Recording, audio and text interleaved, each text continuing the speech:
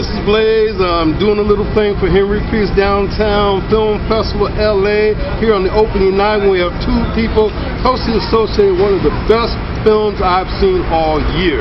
So yeah, my name is Matt Harlock. I'm one of the producers, directors of American, the Bill Hicks story. You can contact us through the website at americanthemovie.com, and we'd love people who saw the film tonight to leave a comment, because we're very into people spreading the word about Bill and who he was. You're in the right place. It's Bill. It was an eye-opener to see him up there, really. He was good, and he had a passion for it, and you know, when somebody has a passion for something, you hope that he'll follow it.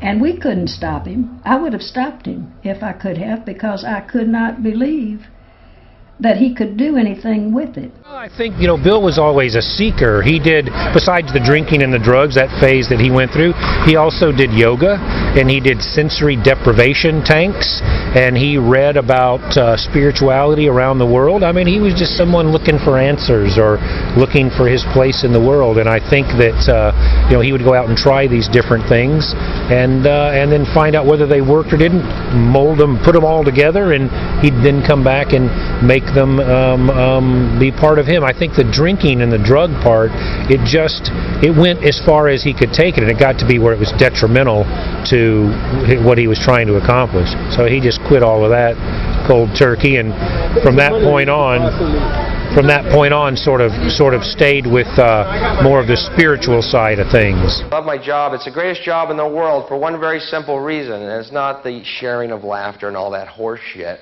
It's the fact that I don't have a boss. Every job I ever had with a boss, man, always harassed, you know. Hicks, how come you're not working? I go, there's nothing to do. Well, you pretend like you're working. Well, why don't you pretend I'm working? The interesting thing about Bill was that Bill was very serious. Now, my other son, you met, was always funnier than Bill. Doesn't get any better than that. So, displays, I'm doing a little thing for Henry Pierce Downtown Film Festival LA. Here on the opening night, we have two people closely associated with one of the best films I've seen all year. Wow. So tell us a little bit about who you are and who is who and why we're here. Well, our idea for Gay Keith came about that... Man, that was so funny. He's going, wait, turn it off. Wait.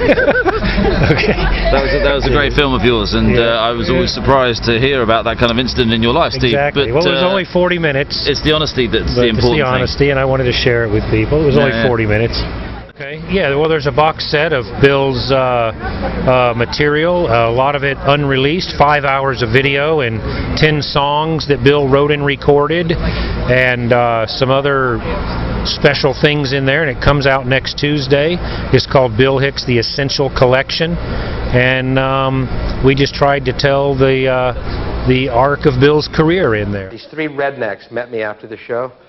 Hey, buddy, come here. Hey, Mr. Comedian, come here. Yeah, I love that move. Come here.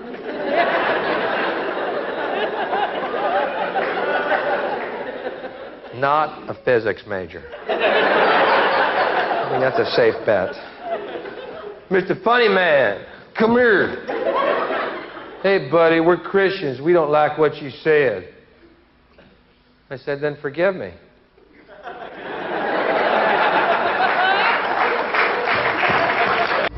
Your greatest revelation as a producer while doing this, Smith had an idea of what he was like at first, but as you went on, what did you discover? The deepest aspect for him that might not have been perceivable initially. I think the main thing really was that through the interviewees, that you know, Bill's family and Bill's closest friends who were friends with him throughout his life, we discovered that the person who was the performer on stage was not the person who was off stage. I mean, some comedians are on the whole time, even when they're not on stage, but Bill wasn't like that. So it was a very different persona to him when he was not on stage. He was not the life and soul of the party. He was not always, you know, showing around. He was basically a very quiet, thoughtful person who had very deep, meaningful and lifelong friendships, and those informed who he was as a performer, but it wasn't all that he was. So that was kind of the main thing that we discovered about Bill going through the process of making the film. Addressing larger concerns, which are still the concerns of people today.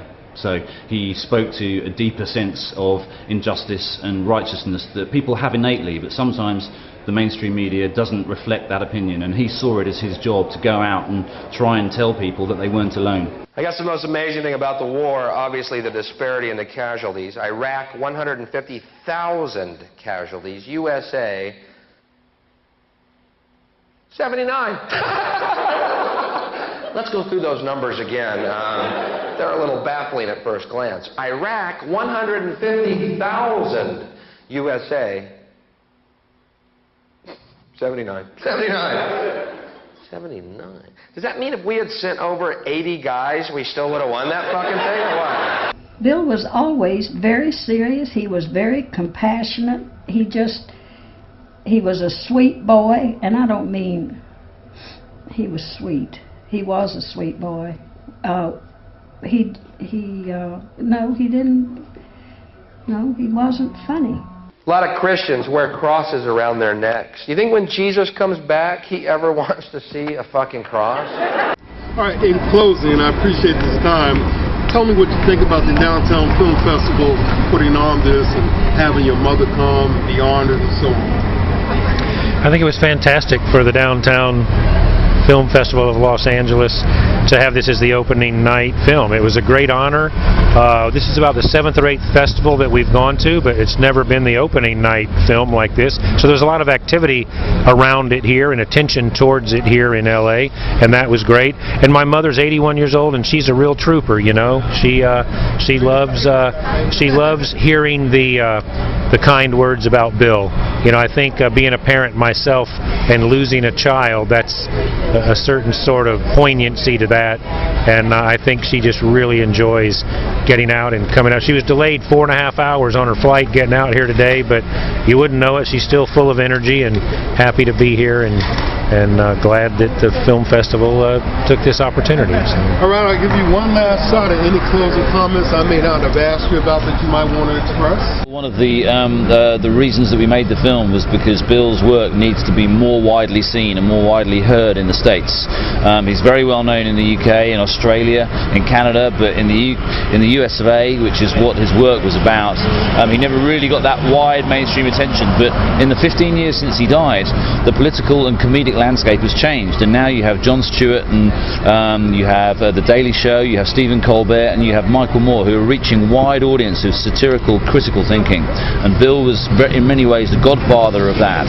So what we're hoping to do with the film, and we're hoping to do for Bill's legacy, is to get him out to a wider audience. And the Downtown LA Film Festival, we hope, will be a large part of that buzz building around the film. Okay, thank you both very much for your time. Thank you. It's amazing to us 15 years later that Bill resonates so much around the world, and more so even than when he was alive, and it's just amazing. We did not see this coming. I don't think Bill ever foresaw anything like this at all. It's very gratifying, but what we miss is Bill.